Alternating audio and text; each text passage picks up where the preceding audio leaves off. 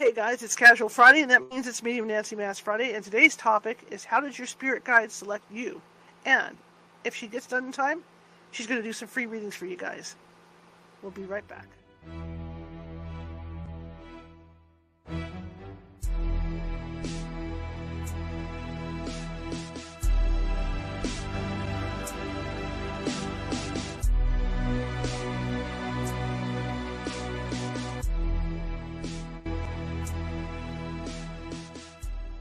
Grab your popcorn and snacks. Find a comfy spot, take a seat or lie down, and let me transport you to a place of fantasy, ghost stories, ancient legends, odd creatures, alien encounters, and other magical topics. You may even decide to join the conversation. From faraway lands to your own backyard, with a small dash of pixie dust. Turn out the lights and open your minds. The journey is about to begin. Happy Friday, everybody. How's everybody doing? Oh, wrong button. Hang on. Okay. Here I go with my buttons again. Anyway, happy Friday, everybody. My name is Charlotte. I'm going to be your host for the next hour or so. I'm also the owner of the California Haunts Paranormal Investigation Team, based out of Sacramento, California. We are 45 strong up and down the state, which means if you think you have a paranormal issue, we can help you. It might take us a couple days to get to you, because California is a huge state, but we will get to you. And in the case that it takes us 2 or 3 days, we do have mediums on staff who can phone you and talk to you about what may or may not be going on. And in most cases, if it's something paranormal, they can calm the energy down until we get out there. That being said, if you're watching from Facebook tonight, and a lot of you are, please feel free to follow if you haven't done so already. And show us some love tonight. Give us a thumbs up, all that good stuff. And also chat in the chat room, okay? Because what that does is that puts us up higher in what we call the FYP, and the FYP is the For You page. It's where Facebook will suggest the show out to others during the show, right? That goes on other people's pages. Okay. Also, it works the same way over at YouTube. I'm always looking for subscribers. We are 98, what are we? Yes, we're 98 away from 1,000 subscribers. Let's push that, push. Share the show. And it works the same way. I've got more than 1,000 videos sitting over there, all of this show, all different topics. And if you haven't subscribed yet and you like what you see tonight, please feel free to do that. Leave us a thumbs up, all that good stuff. All right?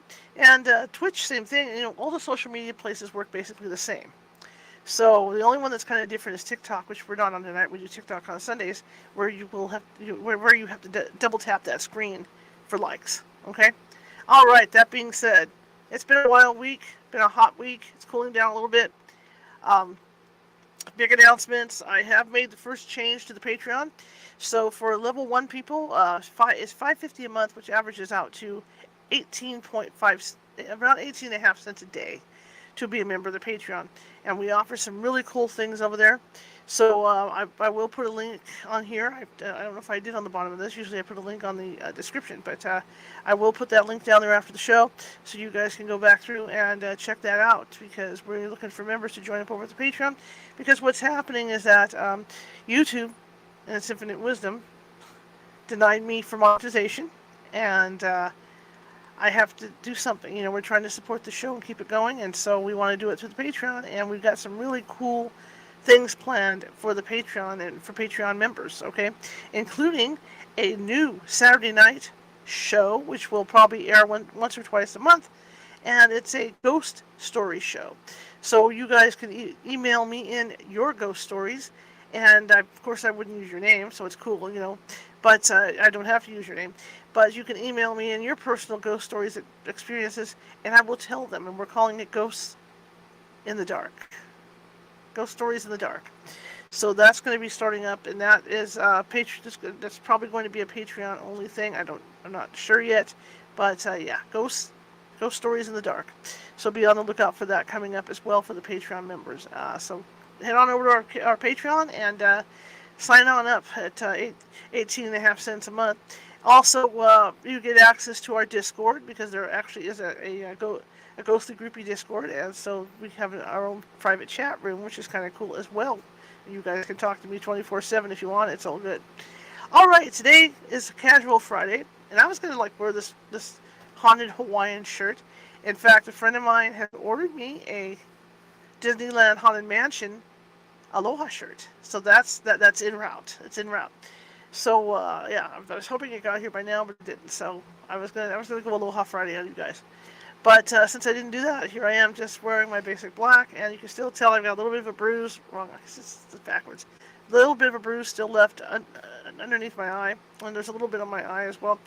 But that's starting to taper down now too, so I'm starting to look more normal. My foot's starting to feel better, getting more active, and all that good stuff. My head, there's no pain at all in my head. I still have a little bit of a goose egg on there. Now it's about the size of maybe a quarter, you know, where the bump is. But that's improving every day. Okay, now that I have your undivided attention, or I put you to sleep, let's bring Nancy on, see what she's up to, and we're going to be talking about spirit guides today, and how does your spirit guide choose you? Mine had, and I can honestly say mine had to be drinking schnapps or something to choose me, because I've got to be one of the most difficult people to have a spirit guide for. All right, let's bring Nancy in, and away we go.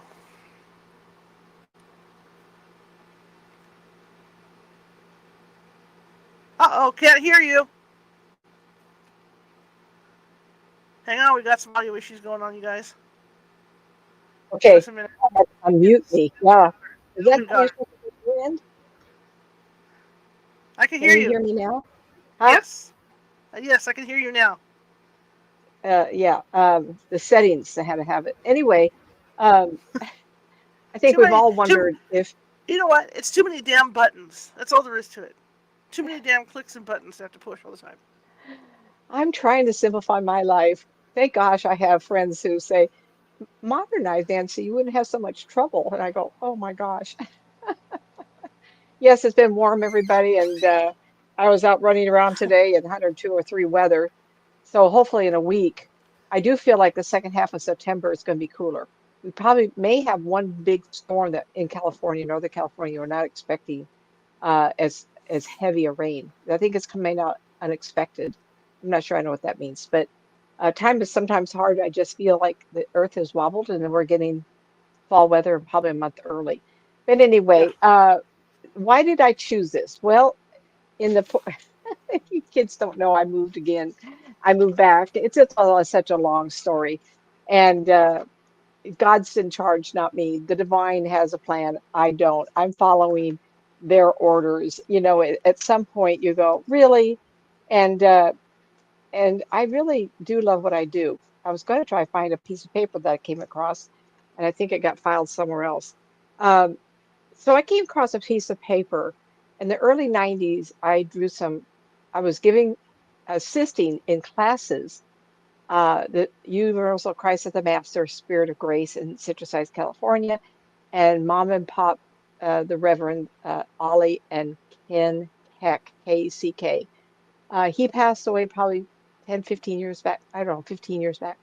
And Ollie is out there retired, living with family, I suspect. And uh, we used to do classes and we talk about meditation, guidance. You're not alone in this world, all the karma. Oh, now we got sirens here. There are about 3 or 4 sirens, must be some event. We still have the park fire going on out here. And as the wind changes, we could have another episode coming back away. We don't know, but at what is it now, Shar? 420 or 30,000 Yeah. acres? A lot of I acres. mean, I Yeah. can't even comprehend that big of an area. Anyway, at that time, they took me under their wing and they said, Nancy, you need to stay with us. Of course, they're benefiting because Friday nights I was doing uh, circle readings and I really had fun. I look back and realize, oh, that was so hard. Imagine not the same people, but the same kind of groups of people show up every Friday night. And I average around 30 to 40 a night for 2.5 hours. Think about that for a moment. I'd give a message to everybody and see their spirit people. And that's Hmm. where I'm going with this. And at one time, Halloween, I had 50. And I remember thinking, oh, this is so hard. But looking back, I'm so grateful because as I tell people who want to get in this business, you can't do this unless you practice. Getting back to the first time I really got it, that I wasn't insane. I say this enough, and people think I am so insane. I know my husband thinks I'm insane because I say, did I say that? I can't believe I said that. And he says, after all this time, you can't believe you can't say that. You can say that. I was really noticing a lot of spirit people. And I had a class one night, and this gal came in. Her name is Nancy, and she passed away years ago. And this is what's funny. A woman came in, and she says, Nancy, oh, sit with me, Nancy. I go, oh, sure, Nancy, why not, right? And it was one of those little cocktail tables that you see at clubs. So the Mhm. base of it was probably like this, right? And I had a piece of paper, and what I do is, as last show and the show before, it says, who's standing next to you? And I've been talking and addressing who is next to you for 30 years and plus. And I just look over and see who's standing there. No, no big deal. It's just like Mhm. someone said, how do you do that? I go, I don't know. I just look, I allow my energy to blend with you and I see who's standing next to you. And we all assume that it's a privilege to be with you. We assume that these people are here for your benefit. We assume they're not going to let us screw up. They Mhm. assume, we assume they are there because this is the right of us to have all this guidance. Well, let me tell you, it's not necessarily so. Get back to this. So Nancy was sitting there and she says, oh, please tell me who's next to me and if this is a guide. And I says, well, I'm an artist at that time. I was drawing pictures and I drew this woman and it was such a struggle. It's such a struggle. And I was drawing her with my right hand and I had a pencil. And I got done. And it was the worst. It was so hard. Yet Nancy recognized her. She says, oh, that's my aunt so and so, great aunt, I think it was. And and I says, well, it was very difficult drawing her picture. And she said, well, give me a message. She says, I want to be recognized. I don't want to be forgotten. And I did like Nancy as a was she was a child. It was some kind of, as I remember, the emotional connection. And as I said it, I'm getting ahead of as a child, Nancy. She was dark like I am, and she was just a darling little girl. And this aunt was very, very fond of her. The aunt appeared to be very thin, and she had a little longer face. Very, as women, we all get older, we seem to get lighter, and so she was very light in complexion. And I says it was very, very hard to draw this lady, and not to have her in a significant role. Well, I'll tell you what she said afterward. And Nancy sat back. She goes, "Oh," I go, "What?" She says, "Well, no wonder you're having problems drawing her." She said she was left-handed and she had a stroke. So if you had her hold your arm, she couldn't do it because it was the opposite hand of what you are. And what that what that taught me is that we're not so much in control as we think, but not as much as we want. So sometimes the drawings that we do are done by people left-handed on right-handed, and they can't coordinate. They don't know how to do it. And that showed me how much of our own personality stays with us. And that was very early, like 91. And there was other things that $10 class. Oh, let's try Nancy. Nancy, I want you to try this. Let's see if you can do this one. I go, oh, I don't care. You want to try some? We used to do candle drippings, all kinds of.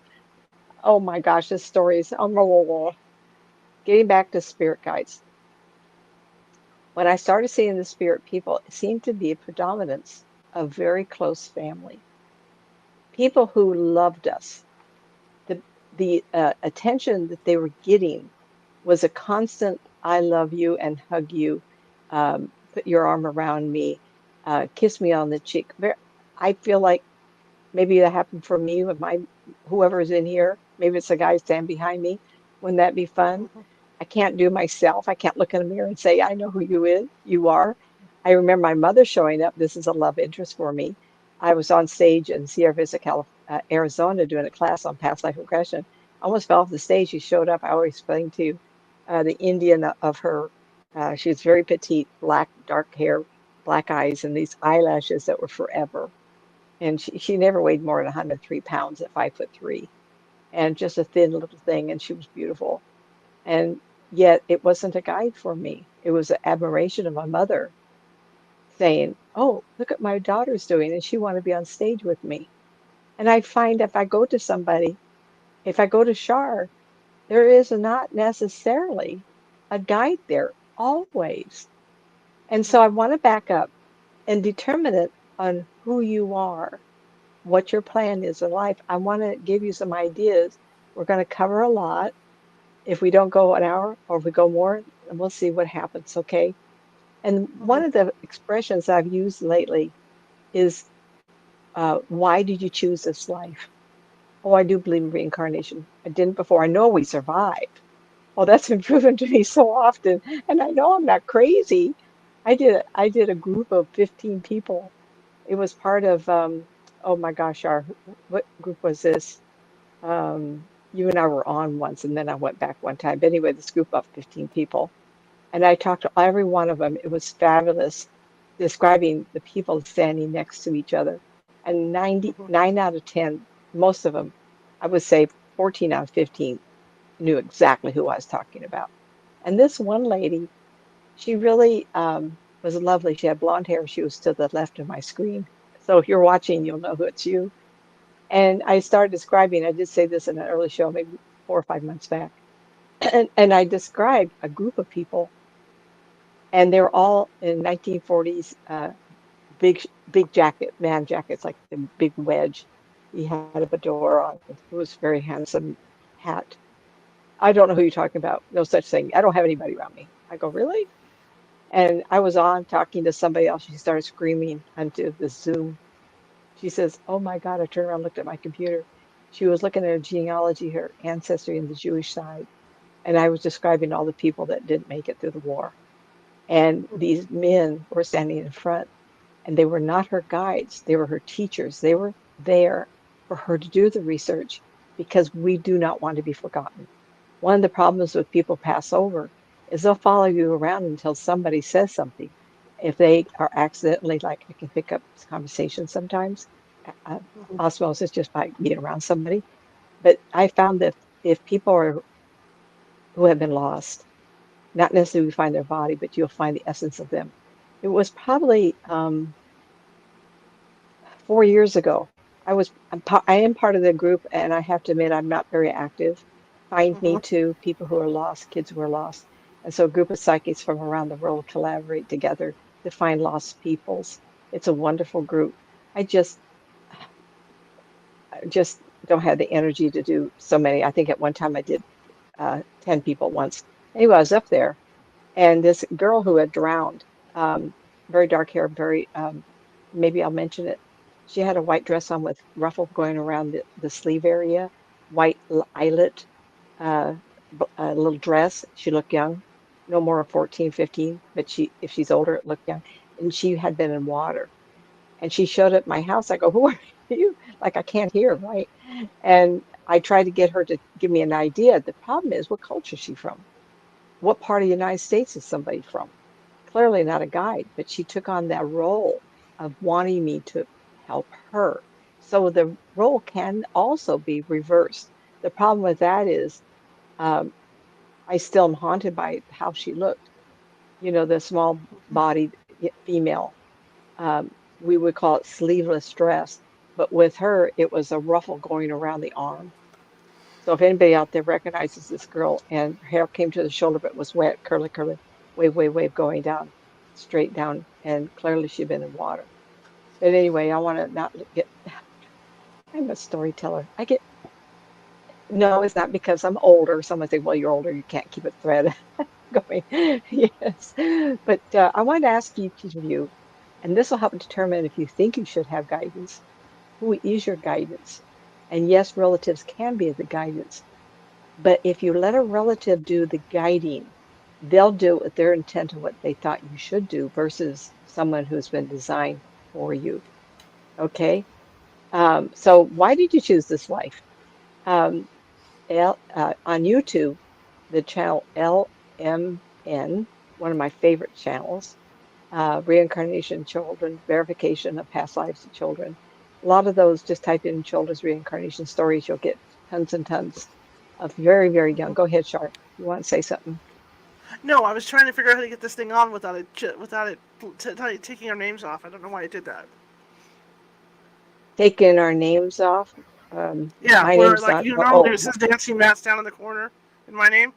There yeah, should just be yeah. a moving banner and it's not moving. So I was just trying to get it up there. Oh, oh. Well, they know Okay. we're I'm on They every know who we Friday are. night Just yeah, get on with it. Yeah, Okay, I'll so figure it out. I want to get back to the idea that we have family around us all the time. And I think that all of you have heard of and seen families with this a dominant parent. And that dominant parent can be in a space of wanting you to do what they think is best for you. And just because we pass over and we step into spirit doesn't mean that's left. They still think that kid's really screwed up a lot. I've got to help that person. And I went to Sunrise Mall one long time ago, and it must be 20 years. And I was sitting there with a couple other friends, might have been family, and I saw this cute young couple, early 20s, and a woman upside down hovering around the man's head. And so the skirt didn't fall over it. It hung like she was standing upright, but she was upside down. And her arms were trying to reach the boy's head. Remember, he's about in his 20s. And she was hovering from side to side. And I went, oh, Chihuahua, what am I doing? I see something. Am I supposed to say something? That is not my right. No, no, no, Hmm. no. Bad karma. And the thing is that we don't know what he asked of her. But it seemed Hmm. like she was trying to govern what he could make decisions on. It was very apparent to me, and I've only seen that a few times, that this kind of love interest, I will guide you because I want to be your guide, versus angelical angelical levels, angel levels type of thing, which I will address. So keep this in mind as I'm talking. This is kind of a build up of things I want to talk to you about that I feel really Hmm. important. So the thing is if I do believe in reincarnation, and if I choose to believe that we pick a life for particular interest, experience, or love interest, could be all the same, could be all totally different. Maybe the interest, and this happened to me, a woman comes and she says, I can't feel the reason why I'm here. I feel like, and she was midlife, she frosted her hair, she had a job, she had minor health issues, and yet she felt like, is this all there is? Oh, give me a challenge, everybody, right? So I wrote down everybody's name in the family. I zeroed in on her brother, not her husband, not she had two or three kids, not her career. And I went, huh. And I said, tell me about the relationship with your brother. Oh, and she went on for almost 10 minutes. Oh, I said, well, that explains this. I said, you were born first. Yes, I was. Okay, well, that's good. That's what I just said. And I said, this man and you made a pre-life agreement that you would witness his life. You will not govern his life. You will witness his success or his continual failure, working for the divine, loving each other, all the things that we're supposed to be doing here. And she sat back and she goes, well, I'll be damned. Excuse me. And she did. She sat back and she said, I can take that. I can accept that. And here she come in all in a roar. What is the purpose of my life? And so some of you may say, uh, wow, my kids don't want me. My husband doesn't want me. What about my friends? It could be a friend. I have a couple of really, really close friends.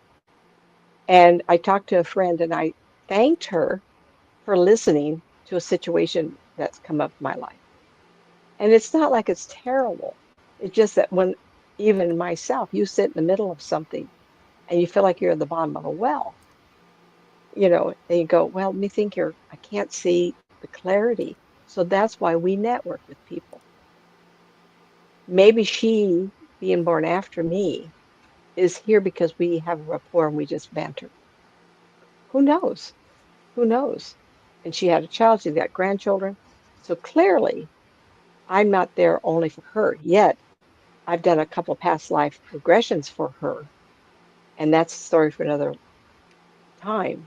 Amazing, amazing. We're talking soulmates, three people who are connected spiritually, soul wise, taking turns in each lifetime. This man and the other two soulmates showed up, all three at once. Hello, why don't you take turns? Right? Odd number. Who says has to be even number? Crazy. I loved it. She hated it, but that's, whom in this life are you particularly bonded to? What is your secret desire for a career? And the reason I bring these up is because these are the kind of questions that will govern if you were to get a guide or not. How do you ask for a guide? I'm going to cover that. Have you been criticized by somebody, bullied by somebody? Is this a push to go to your correct direction in life, that path that gets you to the ultimate destination for the reason you chose this life? Or you being bullied and criticized continually to see how strong you are to move and build yourself to a positive power position to overcome adversity? Those kinds of things, you'll have your family helping you. Well, Nancy, where's that guidance above that family member? I can have my family hug and kiss me all the time. Well, we're going to be talking about that. Just hang in there, everybody. And the last part of this that I'll be talking to will be the hardest for you to hear. So then if you, I'm not going to mention something until the end. So it's on purpose. It's only because I do believe that 99% of us have guidance, and I want to continue. For those of you who have suffered the throes of suicide in your family, have had those what I call the dark thoughts. It's surprising to me the number of ladies and gentlemen, not many men call me on this, that have had a spouse very, very ill who've killed themselves. Mhm. I also have people that talk to me with spouses that have been mentally ill. I've had people talk to me whose children have killed themselves. I suffer right along with them. I've learned to dissociate my emotions while given a reading, but that doesn't mean I don't bleed for everybody. And I'm a mom and grandmother, so I can suffer with everybody else. But I allow you, as people have allowed me, because I've been through the trenches like everybody else. Cancer, divorce, getting into this, make a decision, live a career, 24 years of Pacific Bell, to become a professional psychic. Don't tell me you're afraid to change career paths. I've been doing this for 33 years. So in some ways, those things that I went through, Nancy is just not getting it. She is supposed to marry this man to have these children, but she's not left yet. I mean, how bad does it have to get, right? Oh, I know. We'll give her cancer.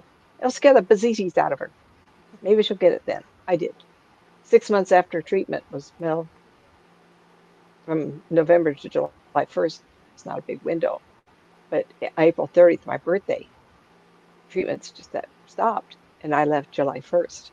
Working for the telephone company, I went, geez, one day it occurred to me that my job was great, but I wasn't really happy. And that's when the guidance came in. I was in my car driving home from Auburn to north. No, it was North Watt Avenue, PFE Road. If anybody knows Sacramento, brand new subdivisions that area in 88, 89. I think it was 89. And I said, early, very late 89 into 90, I was realizing there must be more to life than what I was doing as a supervisor at Pacific Bell. And I made a pledge coming home from Watt Avenue. Thank you for my life and my sanity, clearly. If you wish, I'll work for you the rest of my life. And I've said to you, my car shook. Of course, the first thing I thought of was a flat tire. Oh no. When you have something that is affecting the universe, when you have pledged yourself above and beyond, the angels will hear you, the divine, the domino effect that sets up all. He, she who rules all. Whatever name you have for your deity, someone heard me, and that started this path on my after my birthday, May 4th, 1990. And I want to talk about that a little later on. For the ones that contemplate suicide and the ones who are successful, Sylvie Brown once stated she believed we have 5 exit points to be able to leave and start over in a new life. I'm, I'm not going to, I actually read her husband, the one at that time I was doing a event in Sacramento. And her man sat down and I talked to me. He said, "Oh, you're good." And I go, "What are you talking about?" He said, "Do you know why?" Oh, no. He says, "I'm married to Sylvia Brown." I went, "Okay. So don't get impressed very easily." But he said that was good enough. And that was at the time what I needed. And it was shortly after that that I left the telephone company. But she believed, and a lot of people read her books and got great comfort from it, is that we have points, and she declared 5 points. Well, honey, I've up. Shar and I talked about one time, and I'm up to 8 or 9. How many points? How many points can I have? Right? Right. I Starting can out with tell the you first one real when I quick. I had can that. tell you guys from experience that when I started having, I'm not gonna say issues, but when I started really noticing I had abilities besides being, when I was a kid, but when I was an adult, I had no help from anybody to deal with it. They would laugh at me, the people that were on the team at the Hmm. time, and Sylvia Brown was doing what Montel Williams every week. And I would Hmm. get out of school, college. I would come home and I would watch it, and she gave me more comfort, to put me in a mindset to not be afraid of this. And Hmm. that's how I ended up being self-taught, because she calmed me down enough to that I was no longer afraid, and then I was able to dig So into it more. on some level, she might have volunteered Hmm. to be the guide to write the earliest books. My Yeah. comfort zone was Ken and Ollie Keck, Hmm. and their insistence on me doing as much work for the church as I did made them money. But at Hmm. the same time, it gave me a platform, and that's what's missing now. Hmm. Getting back to suicide, I got to stop there. Never in all these tens of thousands of readings have I talked to a dead person, a deceased person, excuse me, I don't want her to get knocked off the air, who had killed himself and was in punishment. Never. But that doesn't give you permission to end the life that the divine gave you for the choices that you are going to make and experience. Right. If you remember, there's a lot of people out there on the news. One particular young man had a face transplant. I don't know if it was an accident, but there was a young woman who blew her face off on the porch of her apartment. And you cannot, if it's not your time, you're not going. How about Hmm. the unfortunate woman who had been mauled by the gorilla? Oh, it was a chimpanzee, a very large Hmm. chimpanzee. The devastating wounds that we can live through tell me that that is not an exit point. And the minor things, and I have clients who, one lady I'm very, very fond of in England, her husband had a cold and it just went right to sepsis. Like he maybe got an infection that entered his bloodstream. And he was dead in a week. It was so fast, no preparation. Um, it was just amazing. It'd be an interesting story to hear how she, well, not how she dealt with it, but the emotional levels that she must have had to go through. Because Hmm. we talked hours on this, how to do your life.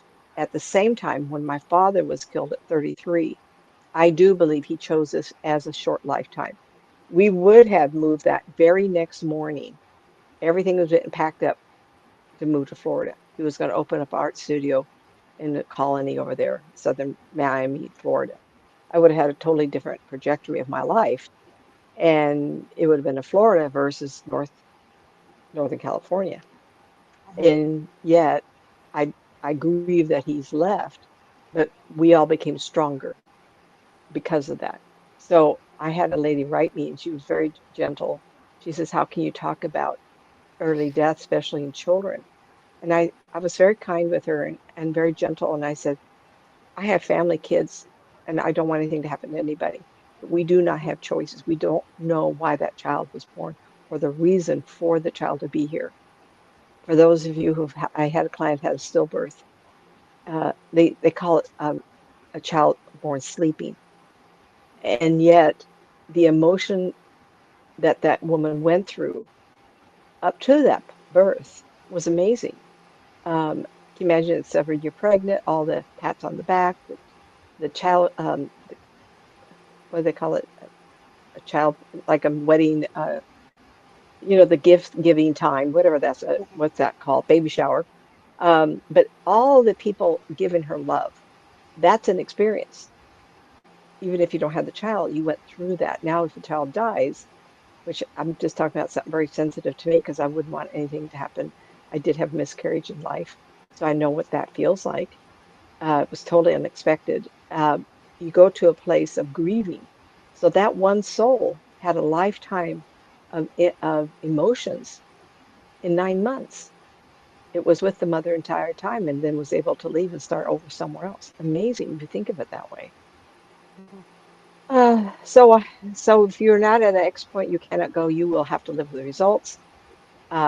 If you come down with a cancer, I have people tell me over and over and over that we co-create our illnesses.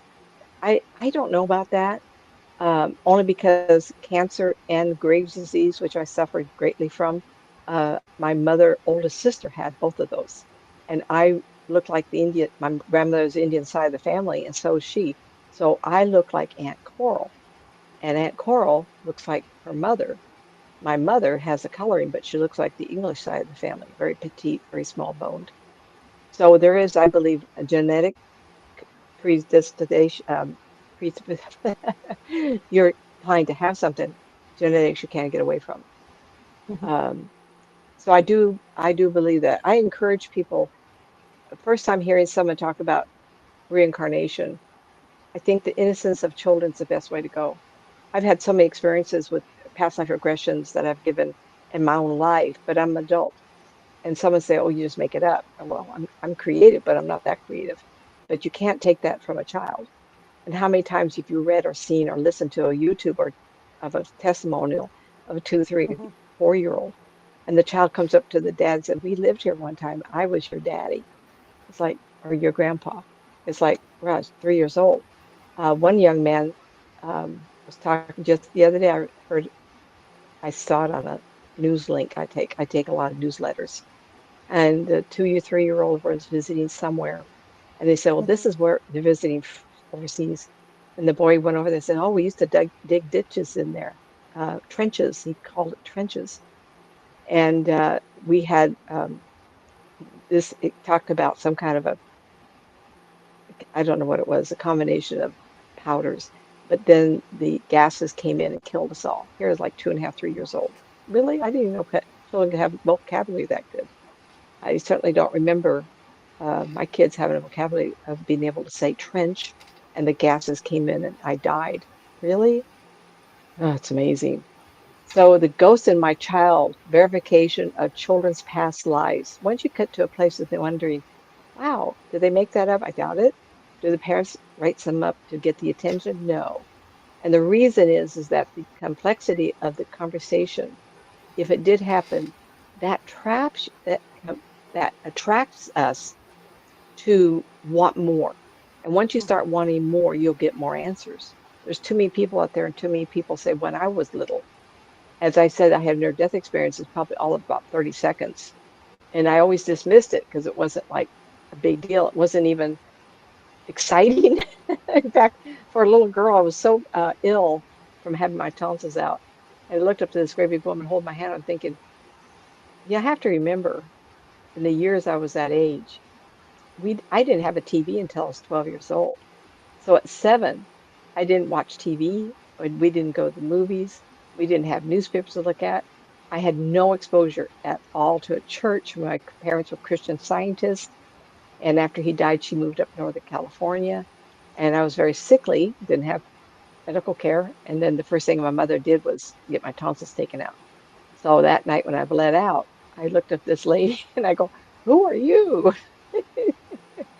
And I was very frail. And I remember holding her hand just like right here, and she was reaching down to hold my hand. She was so big. And she says, you can't stay with me. And I remember thinking, why would I want to? I've always been this way.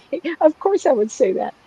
And she says, look down there. And I looked there and it looked like we were on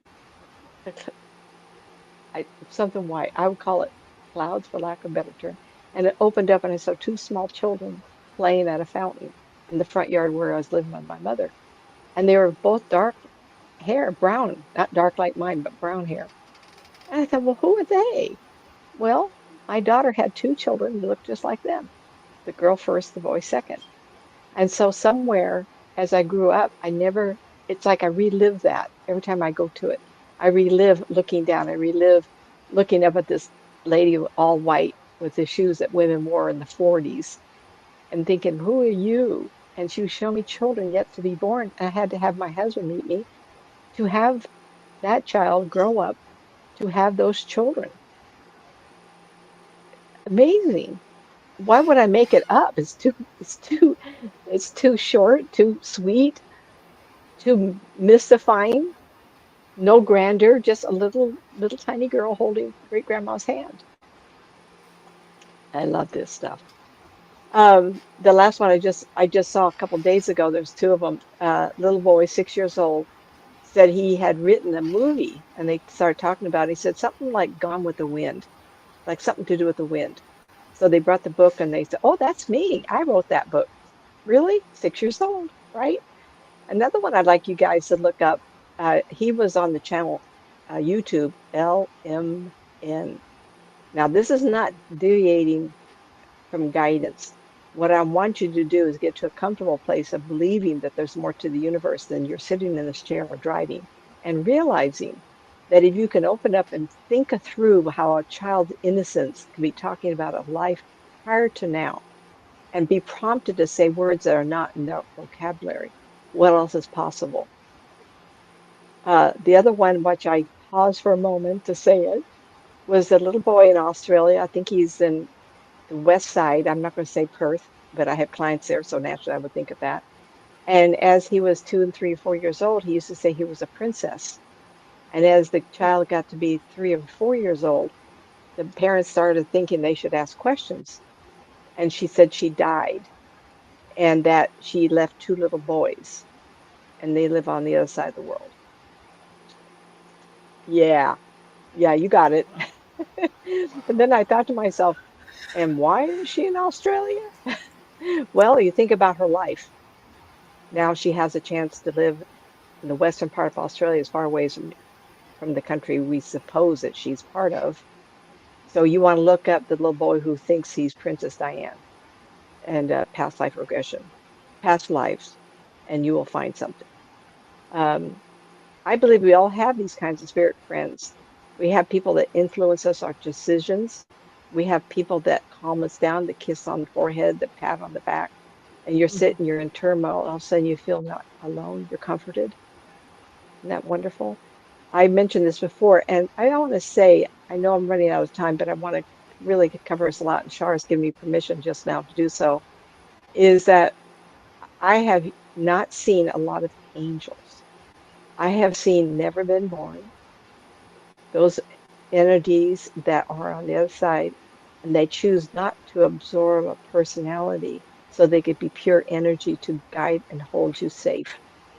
How many of you have been in a place, and this happened to me, of course, everything happens to me, but yet how am I supposed to know what it feels like?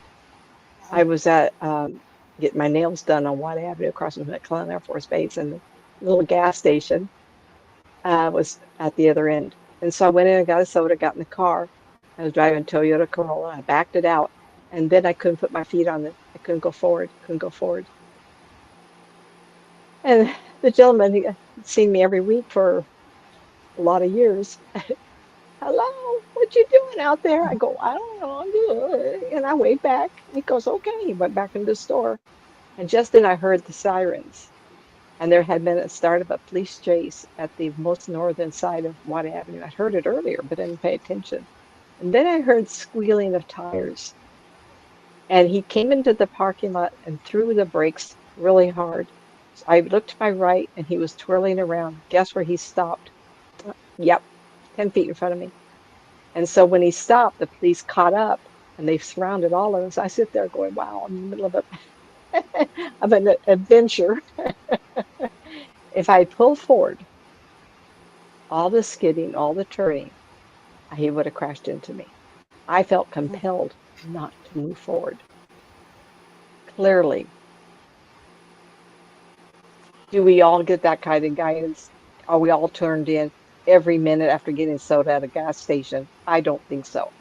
And the other one is a little blonde singer, country western. Her last name is Pickler. Pickler. Kelly Um, Pickler. Shara, what's her first name? Kelly. Yeah, is it Kelly Kelly Pickler. Pickler? Oh, I think she's just darling. Jesus, take the wheel. And I was telling you, I used to do a lot of book signing and events. while I lived for very three short years in Pollock Pines. And it was one of the most beautiful homes I'd ever lived in. It was on stilts on the side of a hill. Uh, Telephone reception was very, very poor, but it was one of those homes that most women would say, please, I want to live here, right? It had green carpet, my French, I had furniture that, the kind everybody wants, and I had potbelly stove. It was wonderful, wonderful. And I was coming home and I drove into a whiteout. And I got to tell you, I was driving a blue Geo Storm. And those are kind of like a little coffin, a little car, a little sportsy thing. Man, I just love that car. Mm-mm-mm. Right into the whiteout, boom. And so where I had been going, I wrote an article on this because it impressed me so much, is the area was going up the hill before you got to Apple Hill. From Placerville to Apple Hill, you got windy, windy cliffs on one side Mhm. always. Mhm. Pretty scary. In the daytime, it scared me. It did stop me from living there because I'm that kind of person. I love it. But I want to share with you that this is also the place where the family knew of the mother taking the child to California to start a new career path. And they couldn't find her. She never got to her destination. And Yes. 4 days later, a couple drove by and saw a naked woman on the drive. Mhm. And they came back and she had disappeared. So they called the police and they found the body of the mom and the little boy sit in the seat. I wish someone would Google that and see what happened to that little boy. I never did hear the end result. It was in that neighborhood when I was in the midst of the worst whiteout I ever said, and someone said, "Let go of the wheel." Mhm. Mm. And just as I heard that, my right wheel, I did have stud tires on it. I just put them on 2 or 3 days earlier, hit an embankment of some sort, and the car jerked, lifted up, and went to my left. Really? Am I that valuable? Am I that lucky? No, I'm not done. I'll put it that way. My job was doing this. I'm not done. So the universe had to keep me safe. But that is a true story, and that song rivets me every time I hear it. She has no idea that I was going to die that night. If I'd gone over, and the next couple of days when it cleared up, I went up and down that boulevard to make sure I knew exactly where it was that I hit. Because the edge they put on the freeway is not there if it's a hill, only if you're going over a cliff. I hit that Mhm. square on, and the car jumped to my left, not to the right. If I'd gone over, you know how small a geostorm is, and how steep those hills are, and how big the storm got, and how much snow left, I'd be there until spring. Just gone. And that guidance that we think can't happen Mhm. is there for us if you're true in your intent of asking for help. Now, how does that feel? I got so much to cover. Please stay with me. I heard a lady talk about the angels will hear you, even if it's in your mind. Well, I can talk all day in my mind, but if you Mhm. talk too much, the intent is lost. Think of it this way. I believe we initiate thoughts in our mind, but the thoughts migrate from inside the brain where all the electricity is shooting around to outside. We carry information around us all the time. If your intent is pure and you need help, then you generate a vibration asking for that help. The minute I hit that whiteout, I went, oh, crap. This is not where I want to be going 65, 70 miles an hour on this freeway. I think it's probably 65. The minute I hit that, I started hitting my brakes, and then I realized I was in big trouble.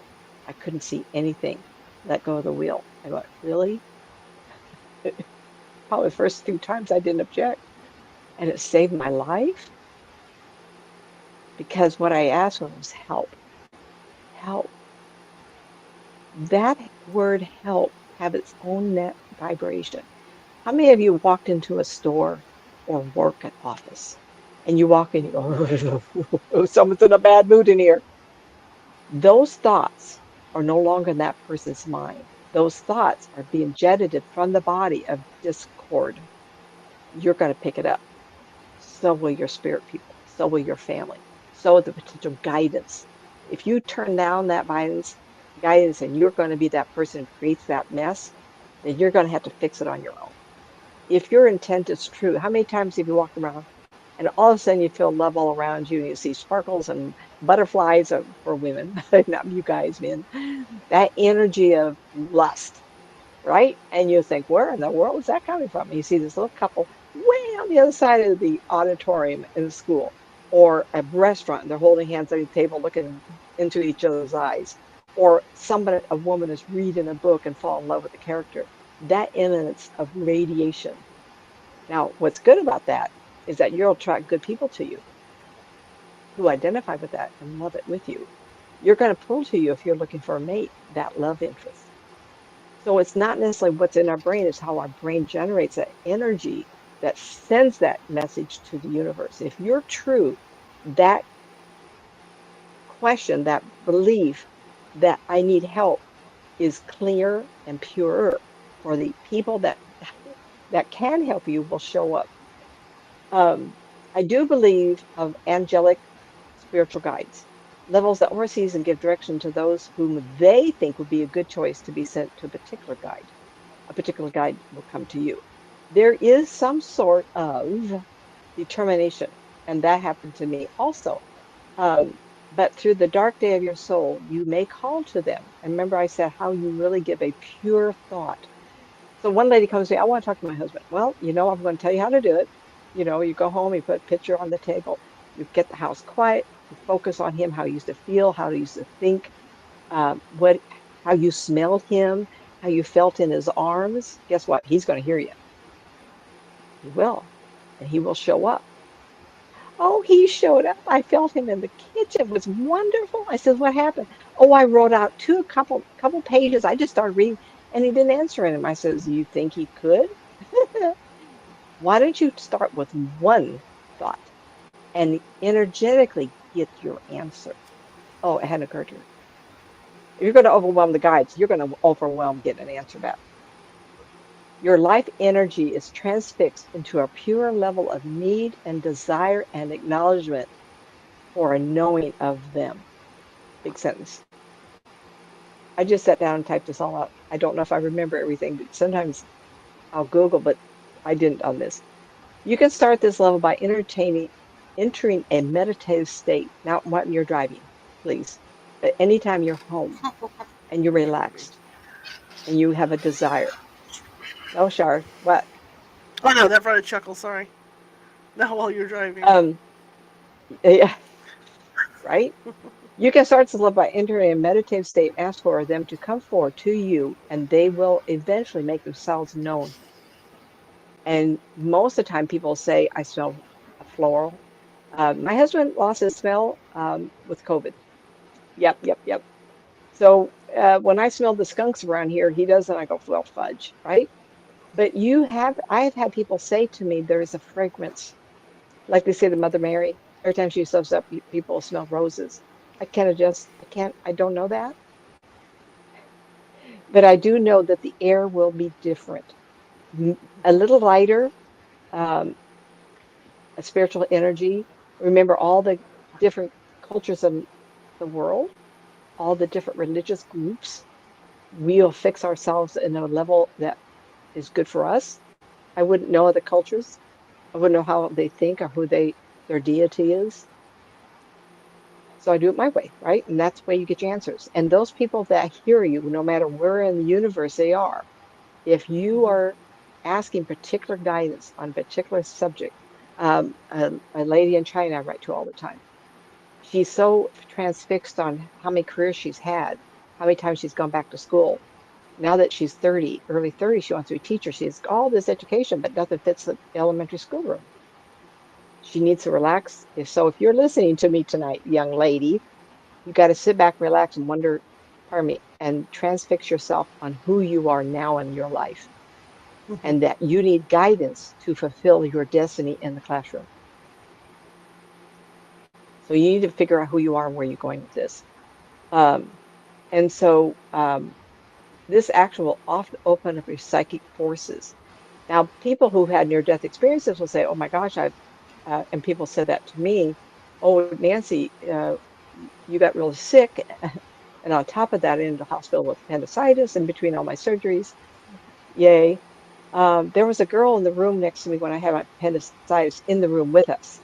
There was like three girls, three ladies, and she was on the phone most of the evening. And of course, I couldn't sleep through it because she was screaming and yelling. She only had a couple weeks left to live. And someone who I trust, Donna Vasquez, said that the woman died during the night and came back and gave me all her psychic ability. You know what? I'm not going to take that from her. If she believes that, great. Who am I? Who am I to say my word is the end result, is the all? No, hell, excuse me. I don't do that because if without each of our individual truths and our diversity, those people that will hear their truth with your words, I don't want everybody to be me. No, not everybody should just be Shar. We are individualized because our clientele is individualized. Um, and I mentioned this, I do believe that happened to me, and the forces of the universe said, thank goodness that she'd never wake up. Whether it was because of the cancer, the divorce, changing careers. At the time of the cancer, I had appendicitis. I was in the hospital a couple of days until they didn't want to cut me open because of the cancer thing. Um, then I was afterward, the Spirit of Grace. And when I was in the car coming down the freeway, it was May 4th, Friday night. I got the stink from Auburn, California to go to the Sunrise Mall. It was a brand new mall. It'd only been there like 10 years. And they had a full-size ice cream parlor and they had some really good shopping. I haven't been there for a while. I have no idea what's going on there. And so they directed me to go this way and go that way. I had no idea where I was headed and ended up right there in front of Spirit of Grace. And I do believe that that was guidance. Now, my special? No, absolutely not. I'm a worker bee. I'm like everybody else trying to make our way in life and do the best we can until we can check out. I really did think I was going to die, and that's why I left the career to do this. And clearly, the universe had other plans for me, and that's all there is. That's all. Um, but the divine force directed me to the Spirit of Grace. The first day of the rest of my life was May 4th, 1990. People have asked me, clients have asked me, how come this has not happened to me yet? I do believe that the story of each of our lives is chosen prior to birth, that we agreed to a certain path, a certain destination, a certain career path, a certain, I call it service to others. Sometime in everybody's life, you will give to somebody else. And if we don't, then guess what? You get to come back over and over. Service is our greatest attribute. Faith is our second. Love is, of course, divine, is everything. Without our love for other people, we will not commit ourselves to service to others and Mm-hmm. commitment to serve on any level possible. I gave up everything for service. Why? Because I thought I was going to die? No, no. I felt like because of this gift, which I explored before I decided to give up. Paula Bircher, she said to me, of all the people with the best intent, for you to decide to go back to the telephone company is a shame. What a waste. And she said it in a little different words, but that's what she implied. And I remember thinking, what a profound thought. What says I to stay with the telephone company? Well, let me tell you, the family had a fit. Yep, yep. Mom, what are you doing? You've had cancer. You can't, well, didn't matter. Because the intent of that body that I joined before I was born, that I Mm-hmm. chose for this life, had this particular path. Clearly, I needed cancer to wake me up. Guidance cannot do that. The divine cannot do that. The celestial beings can do that, but they can implant an idea that you need to change. And sometimes the stress of your life can cause cancer, but because you're not on your path. Very hard to hear that. I don't want you guys all write me because cancer comes to children, but they chose that life was in there. Did they just want a short trip? I don't know because I hate that thought. I have babies in the family at 6 and 8 years old. I don't even want to go there. That perhaps I need the cancer to awaken my own worthiness, to leave my marriage, to discover my true path. Absolutely. Early 91 was the first time I learned more, 92 perhaps, um, the idea that our guidance isn't always angel levels. Mm-hmm. And one day I had a mentor, and he was in my life only a couple of years. And he asked me one day, he says, do you believe in guidance? And I had not even given a nickel's worth of time to that. Mm-mm, not at all. And I saw this very lovely lady sitting in front of me. I went, wow, usually I can't do it for me, but here she is. And she was of a different a generation. She was deceased. This is a spirit person. And she was sitting there with a dark gown on and very slim. And I said, "Who are you?" And she says, "Mrs. Thompson." And I go, "Oh," because in the past years, women didn't have the right to have a name. So they went by Mrs. instead of Mr. with the Mr.'s last name. No first name for these ladies. That was Mrs. Thompson. And she was a slim, dignified lady. And in fact, I actually found her book written for her, of her. And she says, "I just like you. I want to be here to help you." I go, "Really? Help me what?" And things went right on my head. I says, "Really?" And she says, "Oh, I want to give you," and I don't remember. I just remember her gesture. She implied, I don't remember arm movement. I do that. She implied, "I want to help you." That's what it was. And I thought, well, no one's ever helped me. I've always had to chew through the ropes, minding me all the time. And, and then I heard this racket, and this larger lady showed up. And I says, "Who are you?" And she says, "Who are you?" And I went, "I'm Nancy." And the other lady, Mrs. Thompson, said that Mrs. Leonard, that was her name, had been requested for me. And she was a riot. She was riled up, and she was a heavier woman, and she was all in the room. And I remember thinking, I don't know what to do with this. Well, my mentor looked both those ladies up, and they were both alive at one time. Mrs. Leonard for sure was in England. I'm not sure about Mrs. Thompson, though I do have the book here. And I'll be sure that because of the move, I misplaced things. But I found Mrs. Thompson's, I hope I get it right, but if it's Mrs. Leonard, it's the other way around. I'll apologize later.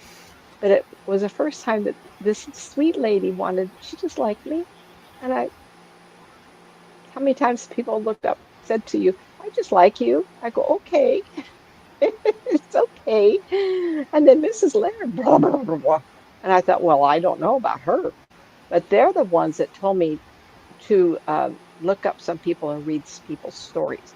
Because if you get into this, then at times you're going to be able to read the lives of other people and say, "Oh my gosh, you're just like I am." And there was this psychic up in New York State. She was a newspaper woman.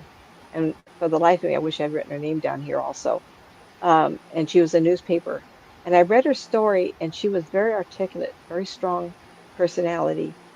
Uh, and she had a pilot come to her, and the plane had crashed, and he described the inside of the pilot cockpit, and she could read the instruments. That's like hugely talented.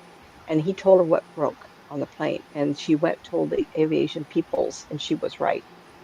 Um, oh my goodness, I thought I remember her name earlier. Now it's blank. That's what happens when you get older. You get a little white Real out. quick, my producer says that we were both wrong, and it is not Kelly Pickler that sang the song. Carrie Underwood is the artist. That's right. I forgot all about that. My mind had a brain Oh, I'm fart. sorry, Carrie Underwood. If you hear this, I really apologize all over the place. You did a lovely job. It really affected my heart. Every time I hear it, I get goosebumps everywhere because it was what happened to me. How many people can say that? But I suspect that someone got somebody to write that song. So those of us who benefited from the song because it happened to them reinforce the idea of divine guidance. Thank you. Thank you for looking that up. I love it. The life you choose is a choice for the experiences you wish to have. And I mentioned the princess in England is now a boy in Australia, and that she has two sons. And I do believe she's picked a life to recover, Mhm. to recover. For the decisions that could delay a choice that needs to be made, a guide will often be chosen to assist you and give you the energy or the reminder of a choice that will direct you to your soul's choice and a true life direction. True life direction. Can we mess up and not have that choice come up? I do believe that we travel a freeway from the birth to the death. On that freeway, it's going to be a lot of off ramps. Whatever free will you presume you might have is an off ramp off the freeway. Look around, go to the bathroom, buy a donut at the grocery store, the gas station, get back on the freeway. We have very limited freeway. Ultimately, in the lifetime, You will check out on the predetermined day that you decided before you were born, and you get to go home. Of all the near-death experiences I listen and talk to, and I've talked to people, I'm not bashful, I'll talk to people. It's the same story. I chose a life. I learned this. I had experiences there. No regret. But the yearning to go home is absolute. I'm home now. Wow. Then they have to come back. You know how many people have told me, and I've read, why did you save me? I want to stay there. Wow. Wow. Wow. I'm not ready to leave. I got too many books to write. Um, in that weak moment, you pledge yourself to the universe and connections are brought to you, not family. We think, oh, I want all my family around me. I want them to give me guidance. Well, remember I said, and especially if you attracted a ghostie to you, they will do anything you want to be acknowledged. They will pretend to be your family. Oh, I love her so much. I miss her. So if you get a reading and you don't get a validation of what they look like, or they don't give you a term or an idea that validates them, you got a ghostie that's pretending. hmm Mhm. Um, you think you have a special guide or a family member, just that your decisions are made, you cannot sense them. They'll make decisions for you because they want the experience, not necessarily that you should have it for yourself. When you have a sense of your pet and you were not paying attention. So a lot of times, and this has happened to Shar, she's got dogs and cats. I have cats. They were Mhm. right here a minute ago. And yet in spirit, they will still be there. Is that a guidance for you? It could be because of a love interest. When you have a love interest, or like the dog I had named Bonnie, when I was doing Mhm. the running, I feel that dog a lot. And what that dog does to me is makes me want to go outside and run. I have a huge treadmill. It's like way too much money. So that will inspire me because when I think of her, the tens of long 16 to 20-mile runs on the weekend in one afternoon, right? So how many miles I put on with her? Wore her out. She, poor thing, she had arthritis and couldn't move, so my ex-husband had to have her taken care of. And I sense her. She was mine. And what that guidance does is it motivates us to whatever your inspiration from her was, whatever it could be. For me, it was being outdoors. She was a 100 pound, 95-pound black lab. And in the 80s, when we went running, we had the new style shorts and the big tennis shoes, Saucony, Sanyo, I think it was, shoes. Mhm. And I'd come outside and she'd go, oh, mom's got those clothes on. And she'd run next door and get the big German Shepherd, Caesar, that lived next door. And they would follow me. And my average run was 10 to 13 miles. And we would go out. I would do my mileage and they do triple. And we ran Auburn Lake from Granite Bay to Auburn, the back trails, Auburn Lake trails, and so it was quite fun. Um, how many of you been a sense of a pregnancy unaware, but a sense of not wanting to smoke or to drink? So a scout called me up and she was wanting a reading, and she says, "We're looking to have a child." I says, "Aren't you pregnant now?" And she says, "Well, what do you makes you think?" I says, "A child with you right now." And she kind of alluded, well, you know what? I have changed my eating. She didn't know. She went home and she was 6 weeks pregnant. She didn't know she was. A sense of holding on to your monies, and then you obtain an unexpected car expense. Is that guidance or is that your intuition? No, it could be guidance. Is it your family or is that a guide knowing how disruptive it would be to your life to have $100, 200, 300, $400 car expense? A lot of times, if it's going to disrupt your path, then it's a guidance. It's not necessarily family. Family's there to hold your hand and say, please don't get just, it will always work out. A guidance would say, be aware, be calm, blah, blah, blah, blah. So most of you know I'm in Oroville, California. So we had a big fire here a couple of months back. And Shar, what was the name of that fire? The only one I think of is Park Fire, and I know that's wrong. It went down around Oroville Dam, Oroville Lake here. And we were not even in the way of it, so we were perfectly fine. But a lot of people had a lot of distress. and I was collecting batteries. Um, I was a nervous wreck, and I was telling my husband, and then the next day there was a big fire. So I feel it. Does that give guidance to somebody? Absolutely not. It means I'm too intuitive all the time. I should calm it down. But I pick up the distress of entering time for other people. So every time I do a reading, I enter time, I can feel their distress on this issue. Mhm. So there's a lot of people in this area that I talk to every day and friendships and their stress of this fire. Now the park fire happened around Chico. And so we have a lot of distress, and I was picking up that and didn't know it. So sense of hold on to your monies, holding on and buying groceries, those are guidance so that you don't get off your path. Um, and the last one for this section, and then I want to go to the section that I thought would be difficult for you. You feel a need to touch with your medical people. So I've had people say to me, I did this once. I was talking to Cindy and Bob. They live in Southern California. And it's about 20 years ago. And it's the first time I did it with this exuberance. And I went down there to visit them and a couple other people with this mentor. And they were in, it's fun. They were in the movie industry. It was fun for me to meet people like that. And I was talking to the wife and I says, oh my God, if he gets a pain in his leg, you got to take him to the hospital. Where did that come from? It didn't come from me. It came from his guidance because it was not his time. He needed to get to the hospital. End up, um, I think it was the left leg inside the thigh. He had a blood clot. It was probably within the month. And because I got so excited, whoever was giving me this funneling through me, oh my God, get that doctor. She called up. She says, you just saved his life. I go, what? I didn't do anything. She says, you told me that when he had pain in the leg, I was taking him to the hospital. He had a pain in his leg. Take him to the hospital. He had a great big blood clot. He was a very tall man, six something. So I don't know if that had anything to do with it. But I know I did hear once that taller people sometimes have medical needs that are different than short. Okay, so I want to get to a place where you see people in terrible disharmony. Their life seems and looks off kilter, out of balance, drug addiction, homelessness by choice, um, uh, in ways you to go, whoa, what's going on with this? Have you met people who don't believe in this? In fact, I've had clients and people come to me, pay me money to challenge me.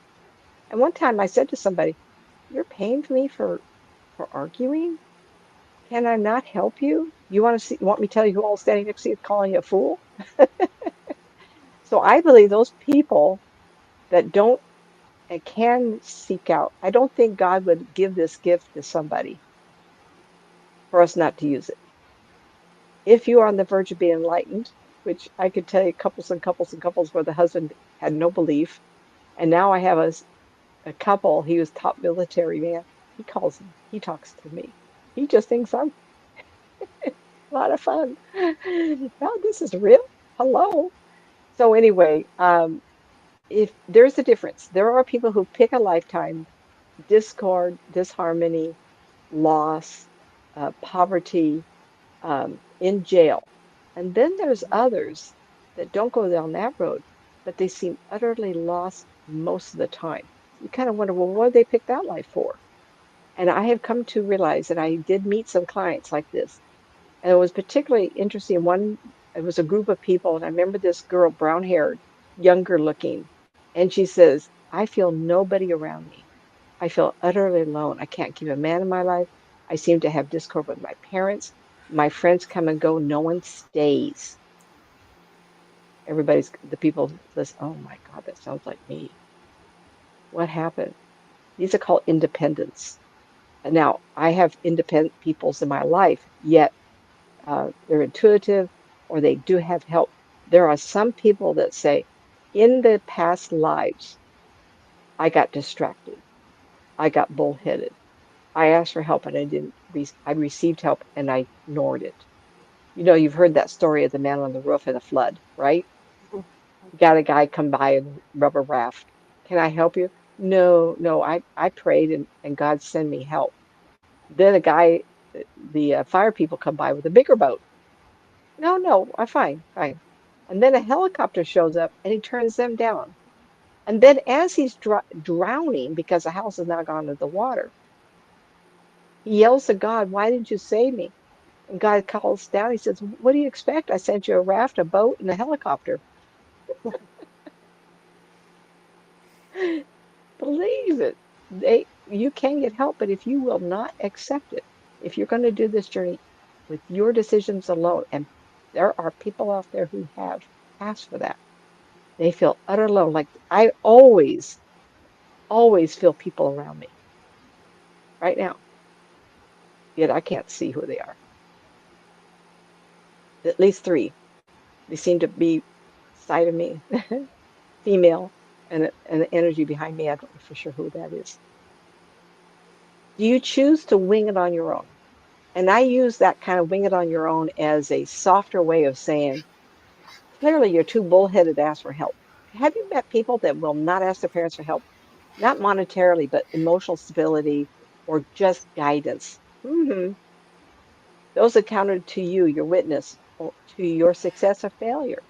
That person who's asked a relative, by the way, sister, you're going to be burning up for me. I'm coming in. I'm going to be a hot mess.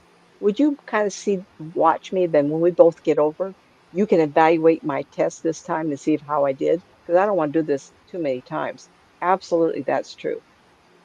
People who seem to not connect easily with others. Are you wanting completely no help? Understand that is not a penalty, but a good for you. I want to wing it on my own. I want to test this ride. I'm not going to do anything according to socially. I'm going to be that person that stands up and yells all the time. Great. You're going to do that? I'm for you. I'm never going to tell you what not to do. It's not my role. When you get to the other side, you're going to have to cherry pick those things you felt like you did good. And then you're going to have to repeat a life to conquer the things you did not do well. And you could do it and wing it all by yourself again. Those who deny people who work, like myself, or counselors are part of those who want to wing it on their own. So I've entertained groups of people, and I was in oh my goodness, Incline Village Millionaires Real Estate Group. And there was a person there at the first table. We had multiple tables, three of us entertaining. And he says, "I just don't believe it. And I threw a test at you." And I said, "Well, it's too bad because everybody else on the table here agreed with you. Nobody said no to you. I would not be able to answer any other question here because you told me right up front that you don't like me and you don't want to believe in me."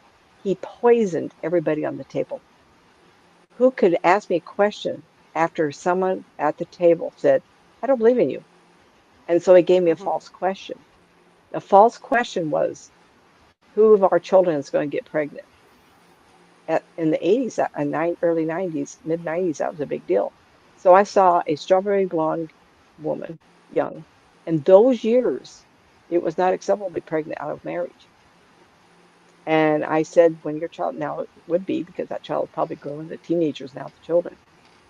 One of these days, a child of yours, and it'll be, and I gave all this visual, because I'm visual, I give all the description. You're going to have a child out of wedlock. If anything, tonight, you're learning that your child could be in trouble. You're going to have to think about how you'll deal with it. And I went on to the table. I didn't talk to anybody. It was like 10 people at the table. That person is winging it on his own. And I'm going to allow it because that's not my choice. It's his choice. It's not his guidance because the guidance will know that ahead of time.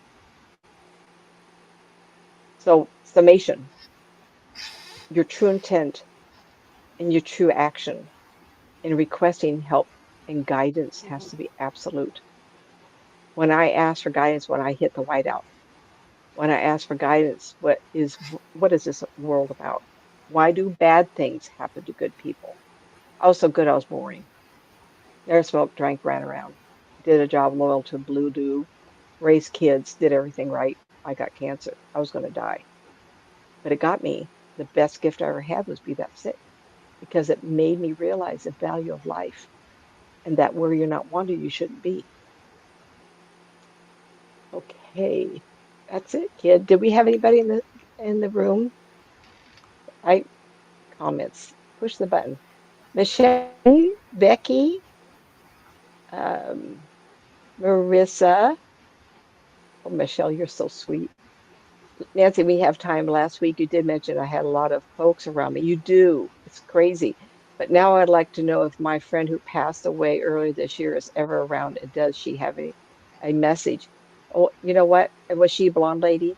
There is a lady who says that she's not been in spirit a long time. She was a little curvy, and she has lighter hair. I don't know. The trouble with hair on women, they're going to show up how um, they like themselves.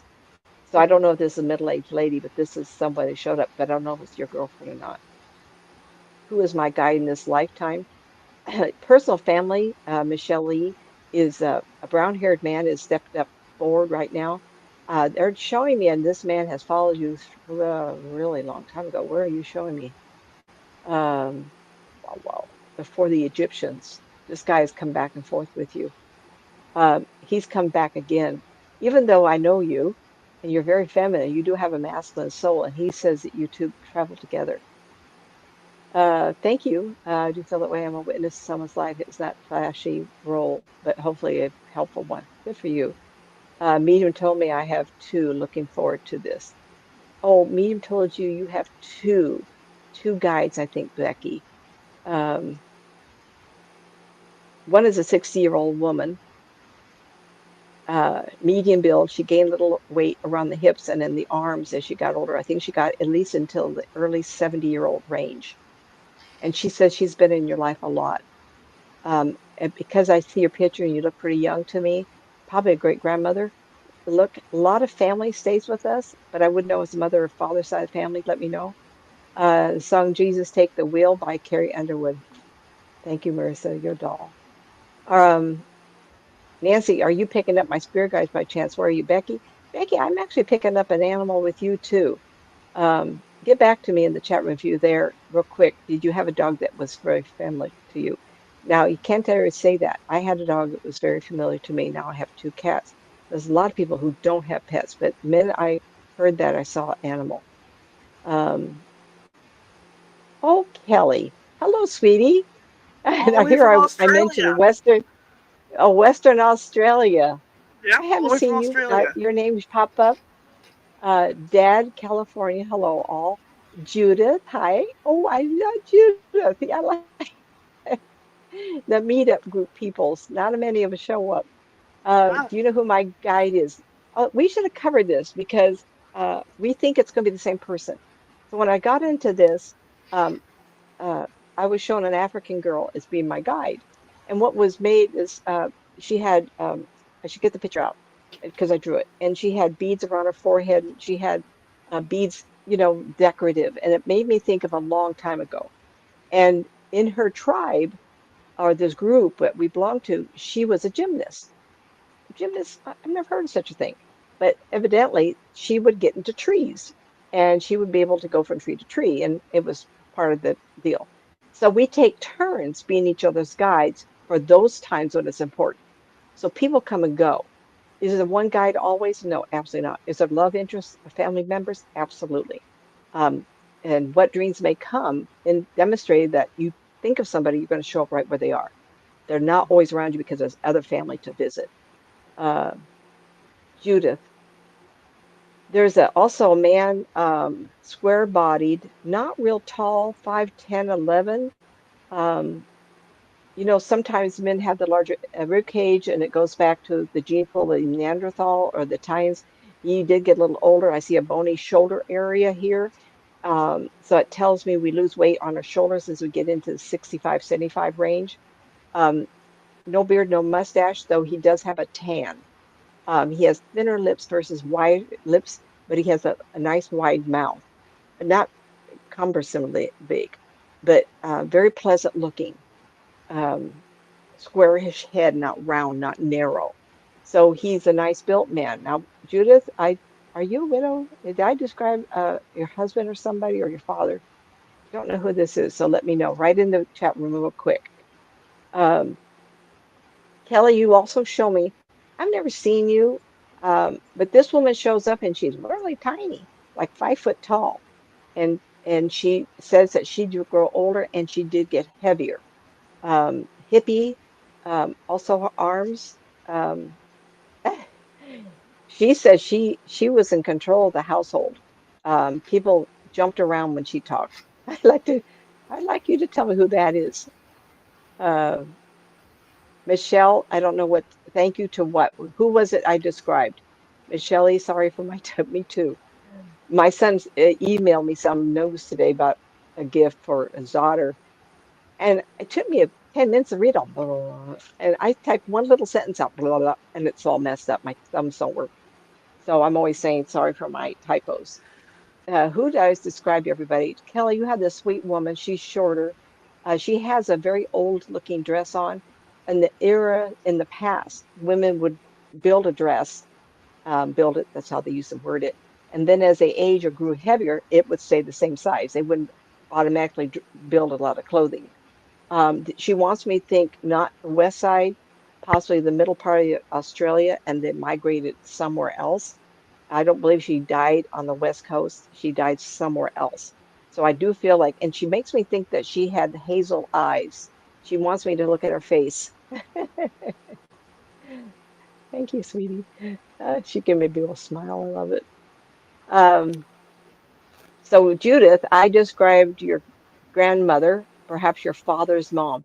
So when I describe these people, make sure that you get their first name and say grandma, grandpa, whoever. Michelle E. Oh, I did describe your friend that passed away. Oh, I'm so glad. She came in so strong. I thought, oh, I hope it's your friend that passed away. I love this. I love this. The kids give me, I just love doing this for you. Thank you so much, Kelly. Oh, did I? Well, tell me who it was. I got hearts all over the place. Marisa would like to know Mir if you know who our guides Wait a are. minute. Hold on. Okay, come Judith, here. father's mom was very psychic and used to come to me in a lot of dreams. So that's who I described. Yee. Okay, No, it's Marisa would like to know if you I know who was her guides are. I saw that. I can't change that fast because Judith was typing and I knew it. Yeah, So that's fine. Go ahead. um sorry, hold on. It's all good. Marissa, I'm going to father's they mock me this is not a mother father. This is a father's side of the family, and you must have known father's people or people that you would call family. I cannot drift to mother's side, but I'm seeing a couple. And show me, show me. It almost feels like they worked hard. Like the man was a mechanic or he worked in the fields or he did something because he feels like he worked really hard, like overalls, something. Um, I'm being shown fields around them. Be curious to know, Marissa, where your peoples come from. And Kelly said, I described her mother's mother. Yay! Remember, your first impression is usually right. Find that woman's name and address it. Marissa, I'm having trouble because they want me to see them and they're blended together as though I'm supposed to describe both of them. And it feels like they're talking to you. You may even have dreams of them. Um,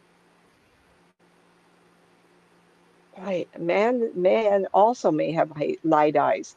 I can't always say my eyes are so dark. I look at somebody, but when someone shows up and they got the really light eyes, I go, look at my eyes. I go, well, okay. But the man looks like he was light eyed. He said he was very handsome as a younger man. He makes me think he was a little taller than normal, 5'10", 5'11" range. He looked like at the end of his life, he would wear a shirt with overalls, thin. He was thin underneath all his clothing. His wife was thin also. So it makes me the 1930s era possibly, or 40s rather, of the suffering of those eras. She shows me she had a dress on, but I'm seeing her body move out, move in, move out, as though she lost weight and gained weight. Um, Makes me also think that he died of some kind of disease, uncontrolled disease problem. And that's the trouble. My mother's father fell off a tree and died. And she said he lingered in bed for a week. And someone said, well, what happened to him? Well, 1934, did they have doctors that ran people's homes? No. So I suspect he had a stroke and fell out of the tree. He was 44 years old. So that's pretty young. But those kinds of things happen. And he lingered in bed for a week. Oh, how terrible. Um, Marissa, your dad's family is from Arizona. Do you remember? Can you share with me what your dad's family's? I see your dad side of the family, but I don't know if it's a sister or as a brother. Do you have any idea what kind of works they were in and how many of the family? d- Uh, oh, okay, so it's Uncle Frank. Did I describe him that way? And do we have a mission, Michelle E? Absolutely. You wouldn't be in that body and suffering life, because I know we all have hard times, without you choosing to live it. Do you have a mission? I see you. That's I where would that's say where it goes back to me that I must have been on something when I chose my mission. For say it this one more life. time. I must Mission. have been I smoking would something say when purpose. no, I'm saying I must have been smoking something in my, up in heaven or whatever when Oh, I chose yeah, this you mission smart aleck. for this life. What I would say, let's reword it. A mission is too ambiguous. So let's put the word path or this or experience that you want to have for this lifetime. And it Still has to be, smoking. and someone could say, well, I want, oh, Marissa, he was very tall and good looking. Ah, how can I do this, everybody? I don't know where you kids, I know Kelly's in Australia. Yeah, So I got her mother's mother. See, if I can do that, just think about it for a moment. Where's my life force and how is it working? Right? right. So if I can do it, a lowly fleshed meat jacket woman person, um, then as a spirit person, we could probably do it easier and faster. Um, okay, so Dad in California says he thinks that lessons and forgiveness is absolutely lessons. Let's put it, lesson. This is not bad. You did perfect. Lessons makes me think of negative. You got to go to school, you have lessons. If I said you're going to go to that building and have wonderful experiences, sounds better. Forgiveness is also the same as understanding love and how to give love and how to receive love. So if you're always given love and you never receive love, then the universe will put you in a position where you've got to have and get love from others. And that could be a disease. Um, and so in some ways, I'm just going to go there with this. Um, I don't know if I want to or not. Um, there's there's a popular singer out there, and she got this terrible condition, and she's struggling. And I know everybody's, I might as well just say her name right.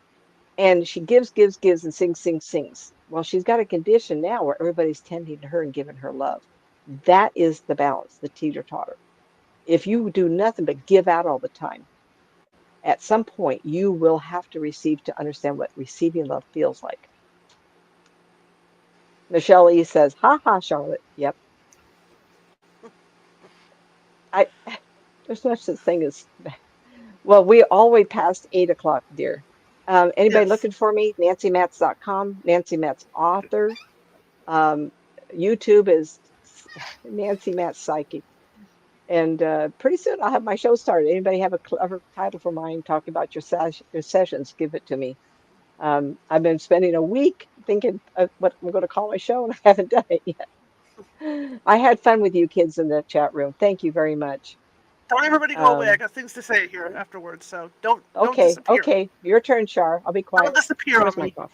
I want to thank everybody for commenting in the chat room. Dad Cal, I didn't know if you heard me yesterday. Thank you so much for the donation this past week. I really appreciate it. Thank you.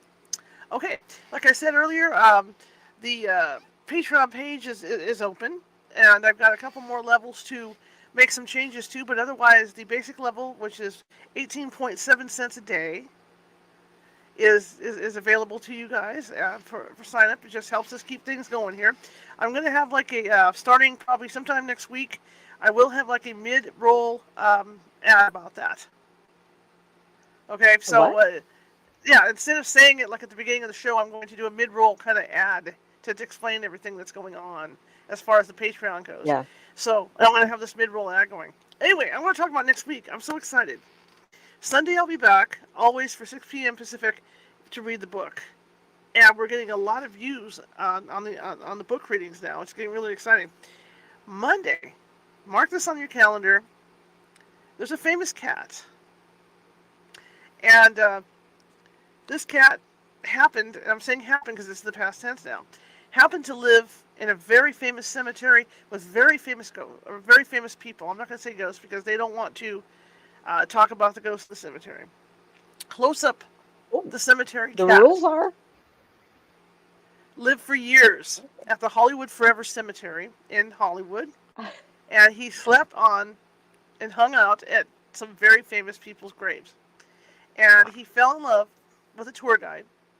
The cat did. He was feral, and I'm not he fell laughing. in love with this particular tour guide. Her name is Carrie Bible, and she was able to take him home with her about a year ago. He moved in with her, so he gave up the feral life and moved in with her. He's having a great life. The whole point of this is that Carrie Bible is coming on the show on Monday, 6:30 p.m. Pacific. She'll be on camera. We might get to meet close up.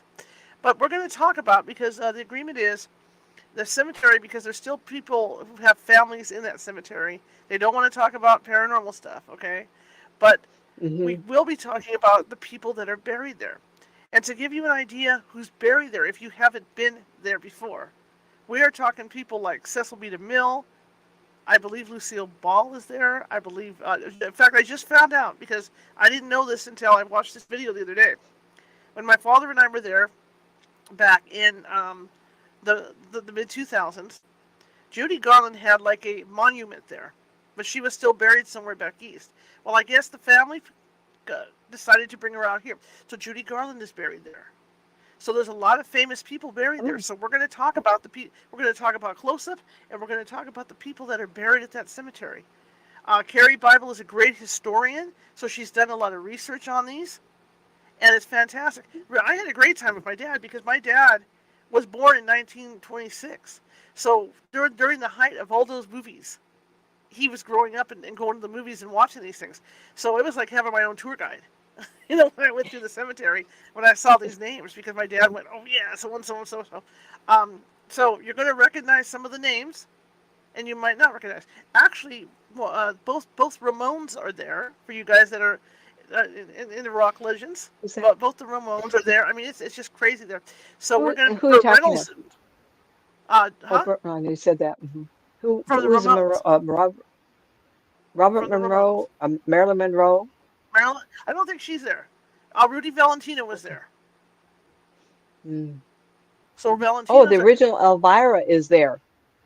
Yeah, Michelle E. Elvira. Oh, I've always wanted to visit that cemetery. I'm about 45 minutes away. Yeah. So she's going to be telling us all about that on Monday. So that's the big thing I want to tell you guys. And Burt Reynolds is one of the more recent people that is buried there by the lake. So, yeah. So join us Monday at 6:30 p.m. Grab your popcorn and snacks, just like my thing says, because it's going to be fun. It's going to be fun talking about these people. But like I said, when my dad took me through, he was like a tour guide, because he was like, oh yeah, the Douglas Fairbanks. Oh yeah, Douglas Fairbanks Jr. and Senior are there. They share a plot. So there's a lot of these stars there. A lot of these stars. And there's also people that aren't stars that are buried there as well. So that's kind of cool too. But this cemetery is huge. I mean, the thing you can just drive around there all day. I mean, if you ever go to Los Angeles to visit this place, it's an all day thing, and you might not even get it all done, in one day, because there's just so much out there. So that's going to be happening Monday. So I just want to give you guys a heads up. I'm really excited to have Carrie on, and I'm really excited to hopefully we meet close up. Hopefully he does an appearance like Nancy's cats do every once in a while, and just plugs his head into the screen, So hopefully we meet close up. Close up is a black cat, so it's very unique. And he's had his own page on Instagram for the last couple of years, because people would bring him food and snacks and everything at the cemetery. People fell in love with him. And the reason why, well, I'm not going to tell you why he's named Close Up. You're going to have to watch the show Monday, because there's a distinct reason why he's named Close Up too. Okay. All right. Anyway, I just wanted to share that with you. I'll be back on Sunday at 6 p.m. Pacific, continuing Dracula, and it's getting interesting, because now they've got their little weapons and they're going after Dracula now. So it's getting interesting. So that'll be Sunday, and then again Monday will be the tour of Hollywood. The Hollywood Forever Cemetery, which is going to be kind of fun. Also, It won't be next Saturday, probably the Saturday after for the people, for everyone on Patreon. I want you guys to start emailing me, and I mean, I'm talking everybody, okay? If you guys have a ghost story, if it's personal, or maybe it happened to somebody else, you don't have to even use your name in the story, okay? Remember the gentleman that came on with the, what did he call it? The fireside chat, or I forget what he called it. The evening chat about ghosts. I forget what he called it. Campfire Ghost, that was it. I'm going to do my own show like that. And that's going to be on, I'm going to try at least once or twice a month on Saturdays. But I need stories. I need you guys to give me stories about ghosts. Because I want to tell ghost stories. So, you guys can email me. I'm going to give you my email address. I'm going to go public with it. Okay? I have 2 email addresses. My personal one is Caesar's Ghost, and that's CESARSGHOST at yahoo.com. That's where you can email these ghost stories to me. Okay? Because I will say them on the air. I will tell the stories on the air. So if you guys can help me out with that, that would be great, because I'm going to start building those up. Alright? Because we're going to be doing that. And then we might, weed it out. At first we'll do it public and stuff, and then I'll weed it over to the Patreon. But that's one of the perks of the Patreon. One of the other perks of the Patreon is when we do an event. If we have a ghost hunting event out in the field, and you guys want to go, if you're local or you're coming in from the Bay Area or someplace for the meetup, there's discounts. If you're a member of the Patreon, you get a discount. Okay, that's something else I'm going to be doing. Anyway, so go over to the Patreon, check out the first level, which is the $5.50 a month level, and you'll see everything that's available on there. Because it's going to get fun. It's going to get fun. Like our friend Mr. Forston, that was on the other night. I'm going to talk to him about doing a Patreon-only show. Oh, yes, and the other thing is, when you look at the guests, because I put these things out a week early, so you can see who's going to be on, Patreon members can send me their questions ahead of time, so I can ask the guests. All right? So that's going to be an exclusive thing coming out of Patreon. I mean, people will still be able to do it if I can get to them in the chat room, right? But Patreon members will get priority for their questions. So that's a pretty good deal. All right, well, I'm going to shut up now. And again, Dad, California, thank you very much. I appreciate it. And you guys can join me. Go check out the patreon.com, and it's patreon.com/California Haunts Radio. All right, guys, I'll see you on Sunday at 6 p.m. Pacific. Have a great weekend, everyone.